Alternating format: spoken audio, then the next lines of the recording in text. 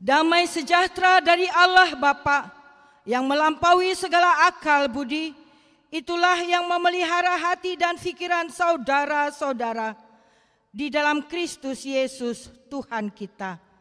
Amin.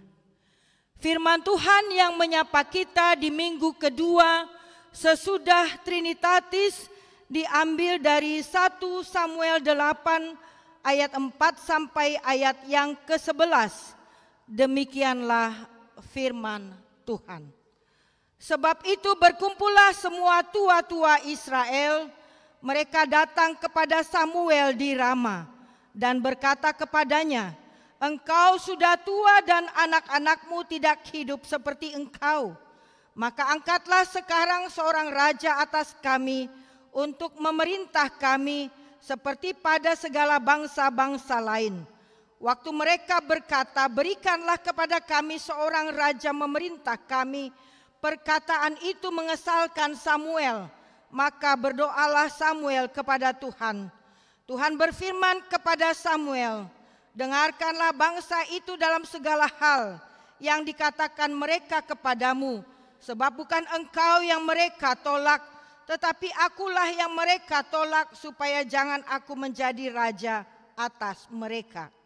Tepat seperti yang dilakukan mereka kepadaku sejak hari aku menuntun mereka keluar dari Mesir sampai hari ini, yakni meninggalkan dan beribadah kepada Allah lain. Demikian jugalah dilakukan mereka kepadamu.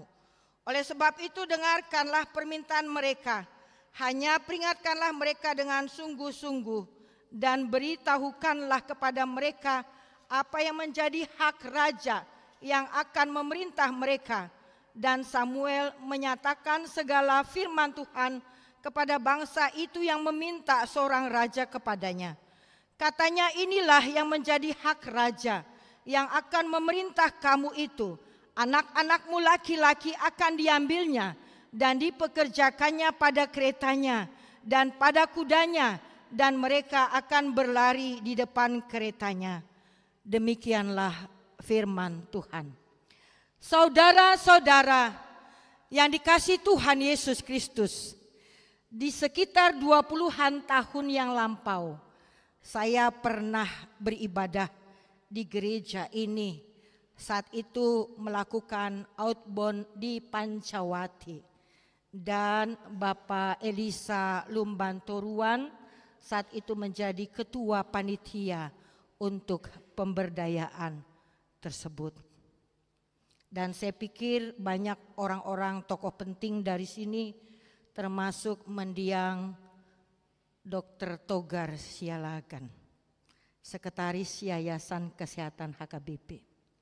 Dan gereja ini juga cukup dikenal dan saya bangga secara khusus di dalam pelayanan diakonia yang memberi perhatian kepada HKBP, ya, baik dalam hal memberikan bantuan kepada Bibelfro Pensiun HKBP Ebenezer, Panti Asuhan Elim, PK Hepata, dan terakhir adalah melakukan bakti sosial kesehatan di Pulau Rupat yang dipimpin oleh Bapak Preses Deboskap Bapak Pendeta Nexon Simanjuntak.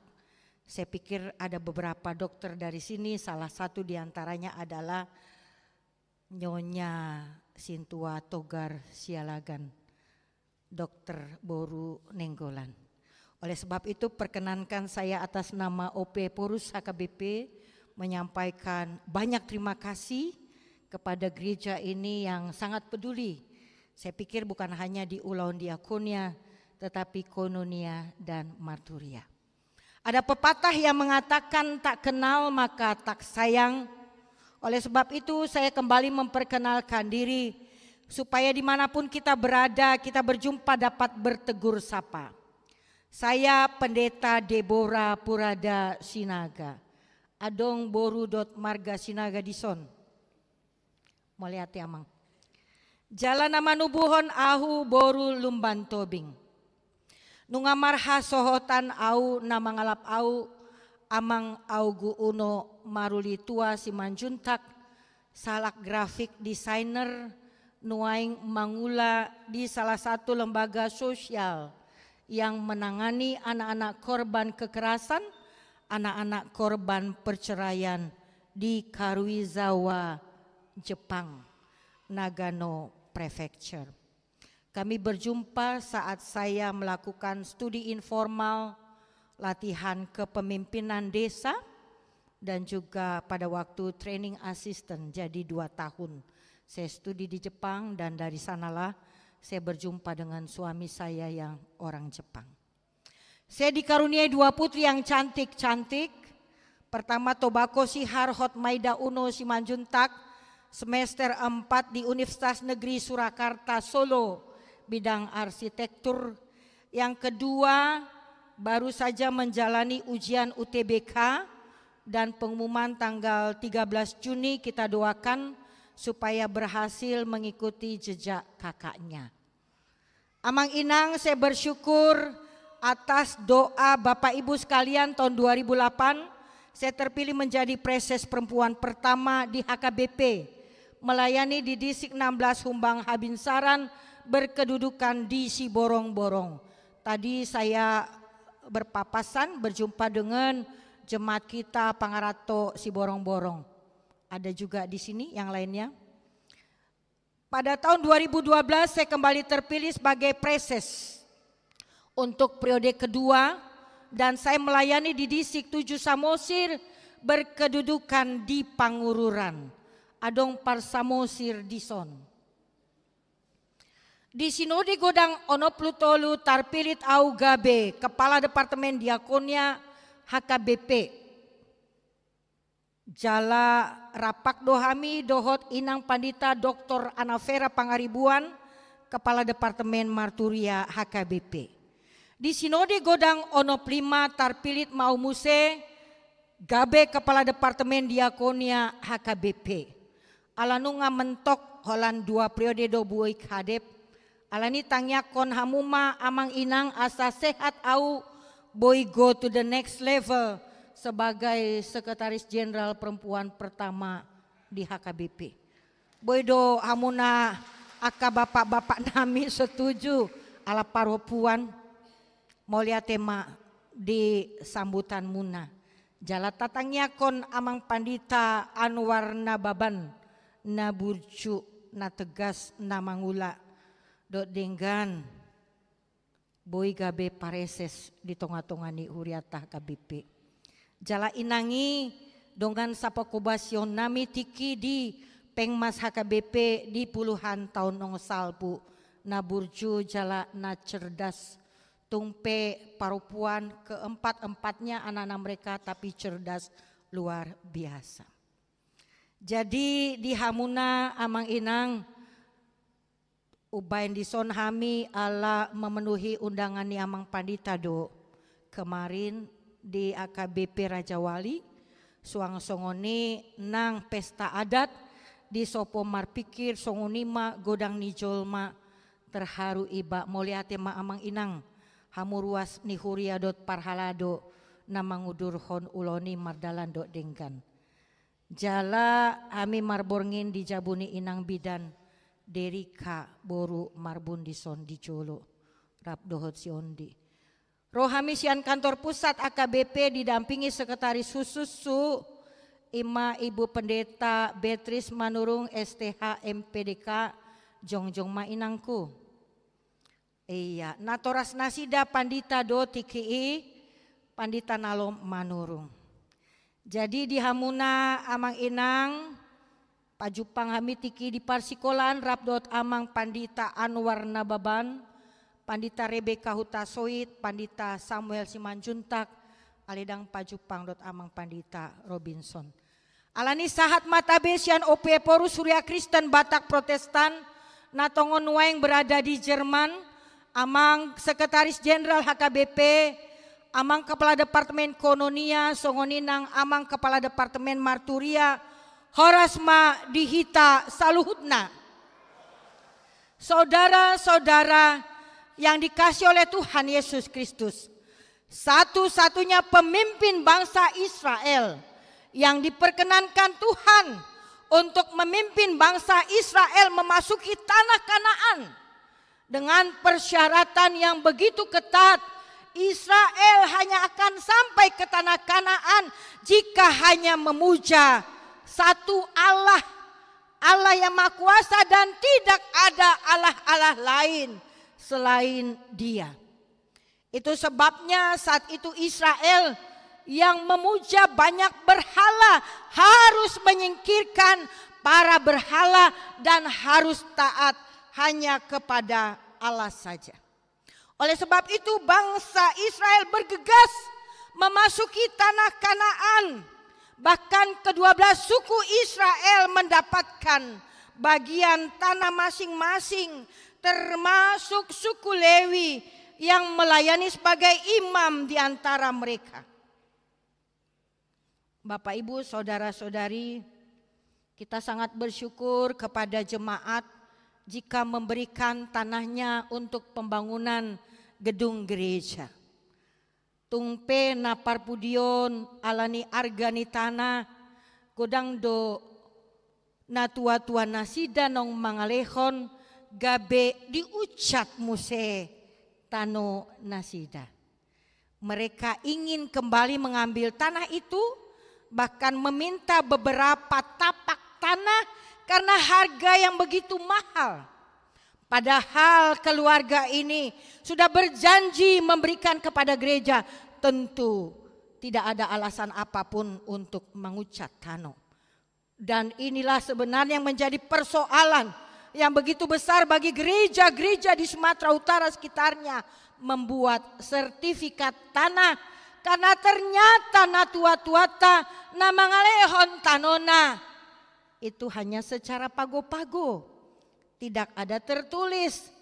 Lalu Paho punya keturunan yang tidak begitu mengenal gereja saat itu mengucat kembali. Itu sebabnya saya bangga Bogor yang dulu tidak begitu megah seperti ini, tapi sudah megah. Tentu karena kebersamaan Amang Inang, amuna dong aku remaja naposo parhala dodohot, Pangula Nagok Tiki panitia pembangunan bekerja keras untuk memperoleh sertifikat tanah.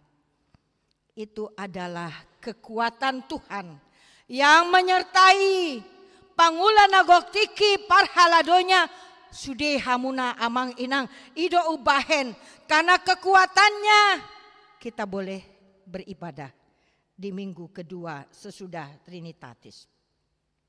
Saudara-saudara yang dikasihi Tuhan Yesus Kristus, saat itu suku-suku Israel hidup dalam kesatuan iman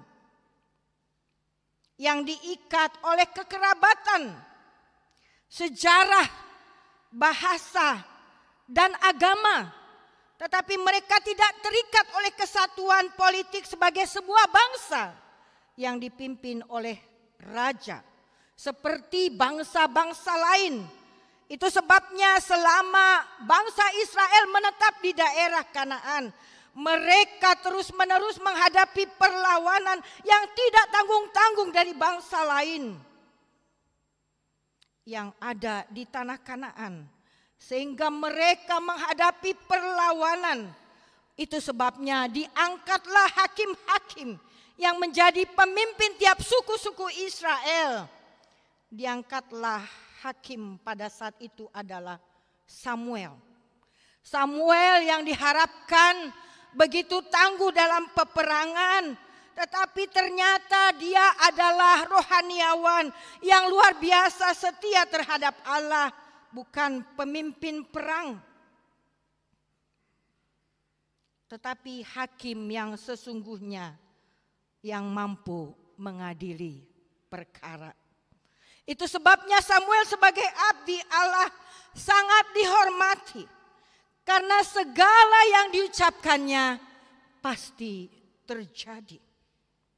Sebaliknya musuh bangsa Filistin sebagai sebuah kerajaan memiliki kekuatan politik dan militer yang terus-menerus sebagai momok buat bangsa Israel yang tidak memiliki kekuatan kedua unsur tadi. Dan pada dasarnya bangsa Israel lebih menaruh kepercayaan pada kekuatan yang kelihatan ketimbang kekuatan yang hanya dapat dilihat melalui kacamata iman.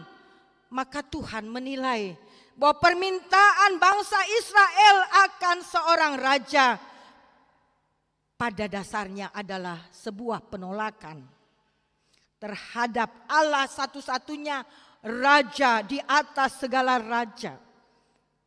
Walaupun Samuel sudah tua, Samuel berupaya mengangkat anaknya Yoel dan Abia menjadi hakim atas Israel. Hanya sangat disayangkan bahwa anak-anaknya tidak hidup seperti ayahnya. Mereka hanya mengejar laba, mengejar suap, dan memutarbalikkan keadilan. Kalau kita lihat di Negara Kesatuan Republik Indonesia, saya pikir juga dinasti sudah semakin terasa. Dari Presiden Joko Widodo yang begitu kita kagumi, ya, ingin memperpanjang kepemimpinannya karena IKN, lalu kemudian jatuh kepada anaknya, jatuh kepada helanya yang mau menjadi gubernur di Sumatera Utara. Tapi juga orang Batak demikian. Para gubernur, para bupati ingin istrinya, ingin anak-anaknya juga menjadi pemimpin yang dinasti. Yang tidak lagi mengandalkan kekuatan Allah tetapi kekuatan uang, kekuatan posisi, kekuatan politik. Saudara-saudara yang dikasihi Yesus Kristus, akibat perilaku dari anak-anak Samuel yang sedemikian, orang Israel akhirnya menginginkan seorang raja di samping Samuel yang sudah tua. Jabatan raja menjadi bagian dari janji Allah dalam perjanjiannya dengan Abraham. Ketika memberkati putra-putranya, Yakub menentukan bahwa raja itu haruslah dari keturunan Yehuda. Musa menubuatkan bahwa akan tiba saatnya ketika Israel tidak mengalami kepuasan dipimpin Allah secara langsung. Nubuat tersebut digenapi ketika Israel menuntut raja manusia. Dan Allah menganggap bahwa permintaan mereka sebagai penolakan terhadap dirinya, Allah yang memerintah langsung. Dan ini secara otomatis mengurangi peranan selaku khusus umat Allah. Karena sebagaimana kita ketahui amang-inang bahwa pemerintahan Israel bersifat teokrasi. Allah sendiri yang memerintah Israel sebagai raja. Allah sendiri yang membimbing secara langsung melalui wahyu khusus, firman yang tertulis, dan melalui para pemimpin yang terpilih dan diurapi. Itu sebabnya ketika Israel meminta pemerintahan monarki, raja-rajanya naik tahta karena keturunan, bukan karena pilihan Allah. Dan disinilah berbagai macam tindak kejahatan, dursila, menghalangi kepemimpinan Allah yang teokratis. Melihat suasana yang demikian, pada akhirnya Allah terpaksa memberikan kepada mereka raja. Walau pada akhirnya di kemudian hari akan timbul kesukaran dan bencana. Saudara-saudara yang dikasihi Yesus Kristus, mereka memohon seorang raja manusia, sama seperti bangsa-bangsa lain. Raja kami akan menghakimi kami dan akan memimpin kami dalam perang. Di sini ternyata mereka keliru berpendapat. Karena penyebab persoalan dan kekalahan mereka bukan karena pemerintahan yang kurang memadai, tetapi sebenarnya semata hanya karena dosa yang mereka sebabkan sendiri. Mereka menyesuaikan diri dengan cara-cara masyarakat kafir di sekitar mereka, dan mereka tidak lagi percaya kepada Allah. Padahal tadi satu persyaratan memasuki tanah Kanaan, mereka harus menyingkirkan Allah-Allah lain dan hanya percaya kepada Allah. Itu sebabnya ketika itu bukanlah saat yang dipilih Allah bagi mereka memiliki seorang raja, motivasi yang salah, tetapi Tuhan juga mengabulkan permohonan mereka dengan catatan Allah akan tetap menuntun umatnya, kendati pun pemerintahan cacat daripada Raja Israel. Tetapi itu semua amang-inang menunjukkan kasih Allah yang lebih besar daripada kelemahan bangsa Israel. Saudara-saudara yang dikasihi Tuhan Yesus Kristus, pengalaman masa-masa transisi dari masa hakim-hakim kepada masa kerajaan adalah hal yang sangat sulit dihadapi oleh Samuel. Terlebih dibarengi dengan usianya yang sudah semakin tua, anak-anaknya tidak lagi bisa diandalkan karena moralnya yang begitu bejat. Itu sebabnya apa yang dialami Samuel juga kita alami di dalam perjalanan kehidupan keseharian kita, di mana mungkin amang-inang kita pernah ditolak, kita pernah direndahkan, kita pernah disepelekan oleh orang lain. Sebagaimana jeritan putri saya yang berada di Solo ketika berat badannya semakin bertambah karena kesulitan yang terakhir harus konsentrasi terhadap studi. Makan dan makan tanpa disadari berat badannya bertambah. Dia katakan, "Mama, laki-laki hanya cinta terhadap yang cantik, tapi bukan seperti saya. Saya dibully, saya diisolasi, tidak ada yang menemani saya." Banyak anak-anak kita amang-inang menjadi korban bully tanpa kita ketahui. Mereka menangis di sekolah karena kalau orang tuanya tahu, maka orang tuanya akan datang kepada guru. Karena anak harus dilindungi dari tindak kekerasan. Tetapi banyak anak-anak kita di dunia pendidikan mengalami bully yang luar biasa karena mereka ingin menyatakan kebenaran melalui kehadirannya, melalui partisipasinya, melalui masukan-masukan di sekolahnya, tetapi juga kadangkala tidak didengar. Mereka mendapat perlakuan yang tidak sesuai. Oleh sebab itu disinilah kita harus belajar dari Samuel. Kendati pun disakiti hatinya oleh orang Israel, dia tidak bersungut-sungut. Sebaliknya terus membantu bangsa Israel menemukan solusi yang terbaik atas permintaan mereka. Tuhan tidak pernah membiarkan hambanya yang setia bergumul sendiri.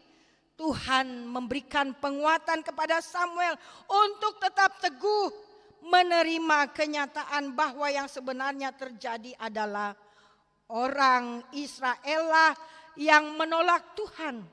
Sehingga sesungguhnya Samuel tidak perlu berkecil hati atas sikap Israel ini. Samuel hanya hamba Tuhan yang mengerjakan apa yang Tuhan perintahkan untuk dilakukannya, dan Tuhan selalu hadir dalam Roh Kudus untuk selalu menghibur dan mendorong kita dalam setiap persoalan yang kita hadapi sebagaimana pertolongan Allah terhadap Samuel. Saudara-saudara yang dikasihi Tuhan Yesus Kristus, tetapi demikianlah kemanusiaan kita yang penuh dengan dosa menjadi ciri dari orang berdosa untuk selalu mengambil jalannya sendiri, terpisah dari Allah. Sehingga walaupun konsekuensi yang sangat mengerikan sudah diberitahu Allah, tapi kita memilih jalan sendiri. Bagaimana dengan kita sendiri? Ketika kesulitan menghadang kita, kepada siapakah pertama-tama kita berpaling? Anak kita sakit, mbah Google. Ya kan? Ibu-ibu juga yang acap menghadapi persoalan, dia lebih dulu bertanya pada kawannya, sesudah jalan buntu baru berserah kepada Allah. Itu masih baik. Kalau dia bertanya kepada dukun, lalu tiba-tiba ternyata katanya sesudah ke dukun sembuhnya anakku, berarti dukunlah yang bekerja. Padahal dia sudah berdoa kepada Tuhan. Itu bukan pekerjaan dukun. Di saat dia tidak sadar, Tuhan menolong. Demikianlah di saat ini Amang Inang sebagai orang tua, kita sedang berharap-harap cemas anak-anak kita dapat lulus ujian UTBK. Memasuki perguruan tinggi ternama, memberangkatkan anak-anak kita masuk ke GO, masuk ke Talenta, Proses Intens, dan lain-lain pusat pembelajaran, mempersiapkan masuk perguruan tinggi. Semahal apapun orang tua akan berjuang. Anakku kido hamoraon diau. Hugogo pemacari arian nang bodari, dang pola marsedan, dang pola marberlian, asal ma sikola geleki. Ido bain salut dua utu ina Batak. Mar broker tu luar negeri, Singapura, Malaysia, bahkan Eropa. Totu boi berminggu-minggu uji puluhan tonong salpu, mar kopal laut dan adong dope pesawat terbang. Boi mar broker berekonomi. Aka ina totu alani dorongan ni aka amata. Porsiado amatai naikon mangula do denggan mangaluli ngolu-ngolu inat tanabe. Ido kanamang kekuatan dari Tuhan menaungi keluarga orang Batak khususnya di HKBP Bogor ini. Bahkan tidak tanggung-tanggung banyak orang Batak yang sudah menstudikan anaknya ke luar negeri. Orang Batak adong di Sandok Portibion, di Israel, di Amerika, di Eropa, di Afrika. Namun di saat apa yang diinginkan gagal, apakah kita menyalahkan Tuhan? Apakah kita berkata Allah tidak hadir dalam ujian anak-anak kita sehingga mereka kalah, mereka gagal? Tuhan hadir kapan saja dan dimanapun. Allah yang kita sembah, Allah yang omnipresent, hadir dalam satu waktu di mana saja. Tuhan hadir kapan saja dan dimanapun kita berada, karena tanpa kehadirannya, sebagaimana yang kita mohonkan dalam doa, sebagaimana doa Samuel terhadap anak-anaknya, doa Samuel untuk bangsa Israel, dia selalu mendahulukan keputusan dengan lebih dahulu bertanya kepada Allah. Kita boleh bersama-sama Amang Inang di minggu kedua Trinitatis ini. Itu adalah karena Tuhan menguatkan Bapak Ibu, mendorong Bapak Ibu remaja Naposo untuk datang ke gereja ini. Maka bila Anda ingin Allah hadir dalam hidup Anda, hiduplah dalam kekudusan dan ketaatan kepada firman-Nya. Terlebih di tahun Oikumene inklusif ini, kita diperhadapkan kepada tawaran yang sangat menggiurkan. Sebagaimana tawaran terakhir mungkin dari Bapak Presiden Joko Widodo terhadap ormas-ormas keagamaan IUP, izin usaha tambang. Pada awalnya saya cemas-cemas gelisah ketika seorang Parbarita Nauli Marga Hutahayan dalam TikToknya mengatakan konferensi wali-wali gereja di Indonesia dan juga persekutuan gereja-gereja di Indonesia menolak IUP. Sempat saya berpikir, kapan HKBP juga memiliki keberanian. Sesudah KWI, PGI, saya berharap HKBP. Doa kita didengarkan Tuhan Amang Inang. Karena sesudah KWI, PGI, HKBP juga menolak izin usaha pertambangan yang banyak korupsi, banyak mafia di dalamnya. Sesungguhnya kita sudah memiliki pegangan dan landasan yang kuat dalam konvensi HKBP pasal yang kelima tahun 1996 tentang kebudayaan dan lingkungan hidup. Kita menyaksikan tanggung jawab manusia untuk melestarikan semua ciptaan Allah supaya manusia itu dapat bekerja sehat dan sejahtera. Karena kita menentang setiap kegiatan yang merusak lingkungan seperti membakar dan menebang pohon di hutan atau hutan belantara, seperti yang saya hadapi di Samosir. Pergi dini hari, tugas keluar, pulang dini hari balik.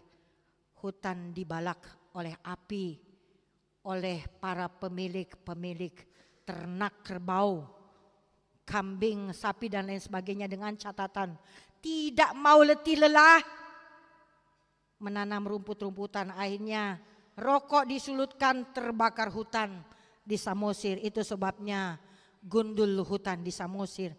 Kalau terjadi banjir bandang di Sihotang, di Simangulape, di Bakara, bahkan Padang terakhir, itu semua adalah karena kita termasuk salah satu di dalamnya orang yang telah merusak lingkungan, menebang pohon, illegal logging, air lembah mengandung racun dari pabrik.